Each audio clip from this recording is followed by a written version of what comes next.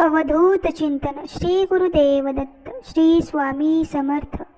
महाराजांना मुजरा करून नाक का घासावे? मंदिरात येताच तीनदा मुजरा करून नाक घासण्याची पद्धत आहे. कारण आपण ज्या हिंदू धर्मात आहेत देवांचेही अ ब क ड असे 4 प्रकार आहेत.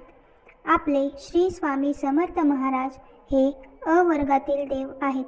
अ वर्गातील देव म्हणजे प्रत्यक्ष परब्रह्म स्वरूप. ते स्वयं जागृत व महापात्र आहेत. अनेक भक्तांना सदैव अजूनही दर्शन देतात. त्यांच्या सर्व भक्तांनी त्यांना कलियुगाचे अधिष्ठाते राजाधिराज योगीराज आणि योग्याचा राजा असेही म्हटले आहे. तुम्ही हातपाय धुवून औदुंबराला प्रदक्षिणा घालता व नंतर महाराजांकडे येता तेव्हा तुम्ही शुद्ध मनाने येता. मुजरा किंवा नमस्कार दोन्ही शुद्ध आहेत.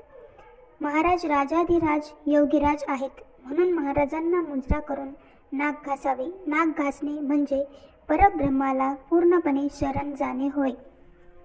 श्री स्वामी समर्थ.